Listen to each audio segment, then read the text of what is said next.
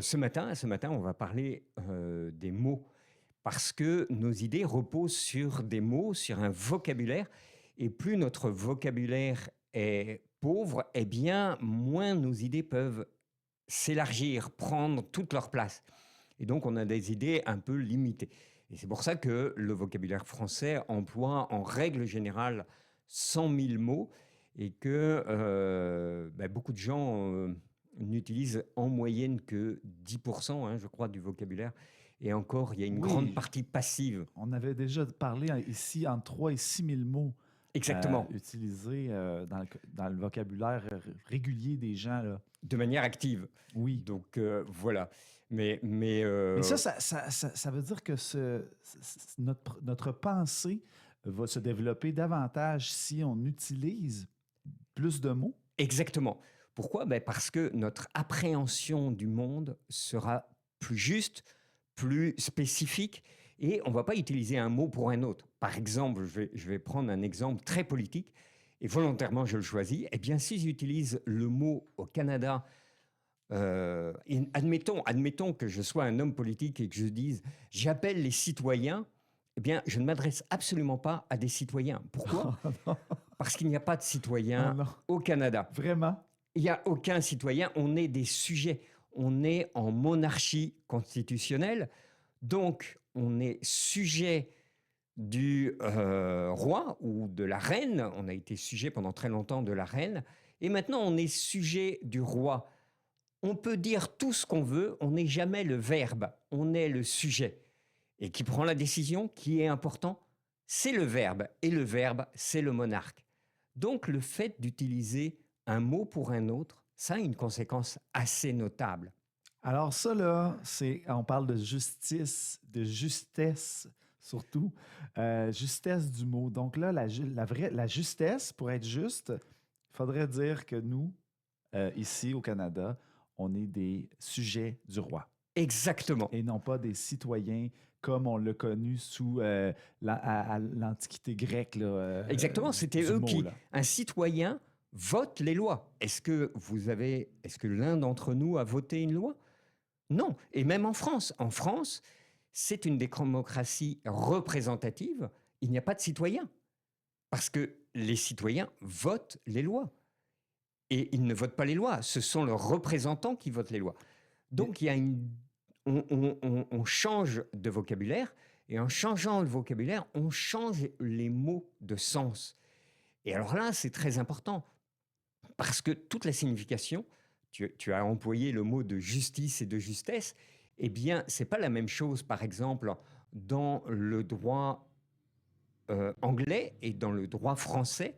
Dans un cas, on va devoir prouver que c'est l'accusation qui doit prouver qu'il est mhm, coupable. Dans mhm, l'autre, c'est l'inverse. mhm.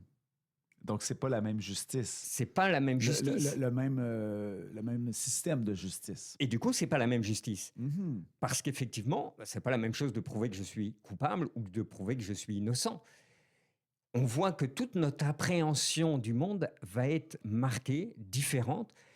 Et c'est important pour ça de comprendre dans quel monde, dans quel système on vit.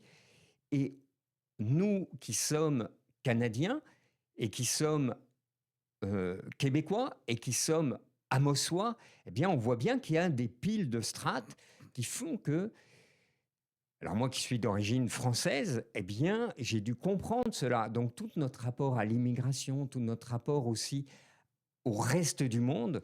Mais quand je dis le reste du monde commence dès que je franchis la porte de ma maison. C'est-à-dire que mon bagage antérieur me permet de comprendre ou ne pas comprendre le monde qui m'environne. Et je le vois toujours à partir de mon regard, à partir de mon point de vue. Et donc, quand j'exprime quelque chose, c'est toujours riche du bagage que j'ai. Mais là, puis là, on part d'un terme, vous avez t'as fait exprès pour partir de ce terme-là, le citoyen versus le sujet du roi. C'est quoi c'est quoi l'idée, puisqu'on parle d'idée, c'est quoi l'idée derrière ça de, entre guillemets, là, cacher le mot sujet du roi derrière le mot citoyen? Eh bien, c'est très simple. C'est une question de souveraineté. Alors, je vais heurter énormément de monde ce matin. Oh non! Je pense que je vais heurter à peu près tous les partis politiques parce que je ne rentrerai pas dans la polémique des partis politiques au Québec, mais quand même, je vais les heurter violemment parce qu'ils parlent tous pour réclamer la souveraineté. Mais quand tu dis que tu es sujet, comme je le disais tout à l'heure, tu reconnais que c'est le verbe qui a le pouvoir. Et donc, tu n'es pas souverain. Et donc, toute la question, c'est une question de souveraineté. Si c'est le verbe qui décide, tu vois que ce n'est pas la même chose de dire « je suis en train de parler à la radio » ou « je suis en train de dormir ». Le « je » ne change pas, c'est le verbe qui a changé. Et donc, ce qui va déterminer toute l'action, c'est le verbe. Donc, c'est le roi, c'est le souverain. Moi, je suis le sujet. Mon jeu est soumis au souverain. Et donc, quand on nous dit qu'on est citoyen, on nous fait croire qu'on est souverain, mais on n'est pas du tout souverain. Ce qui est souverain, c'est le roi. Et là, je peux comprendre que tu peux heurter des gens parce que fondamentalement, si on se fie à ce que tu dis, on n'a jamais cru à ça, là, tu sais. Mais puisqu'on parle de mots, puis qu'on parle de puissance de mots, qu'est-ce que ça peut changer l'utilisation, que ce soit ce terme-là ou dans le day-to-day, là, dans la vie de tous c'est les des prises jours? de conscience. C'est des prises de conscience. C'est-à-dire que plus mon je va s'affirmer, plus je vais redevenir souverain, plus effectivement, je vais peut-être devenir très révolutionnaire et me dire, non, c'est pas au roi de décider pour moi, mais moi, je peux être responsable de mes propres actes. Donc, dans ta propre vie. Dans ma propre vie. Et alors, il faut savoir, et c'est ce dont on parle depuis le départ de cette émission, c'est qu'effectivement, le but du jeu, c'est d'être souverain, c'est d'être responsable des actions que je mène, que j'entreprends. Et donc, à ce moment-là, oui, c'est une vraie révolution.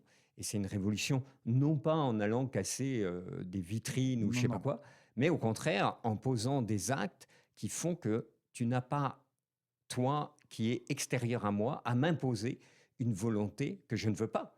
Et tu n'as pas à me dire que je suis en démocratie quand je suis en système de monarchie constitutionnelle, parce que tu me mets un mensonge dans la tête. Je ne suis pas en démocratie, je suis en monarchie constitutionnelle. C'est une grande affirmation ce matin, mais ça reste que c'est la chronique des idées et on vous invite à nous écrire si ça vous fait réagir. Merci beaucoup Bertrand Gouatou pour cette belle chronique aujourd'hui. Merci et très bonne semaine à tous. Profitons tous du beau soleil qu'il y a aujourd'hui.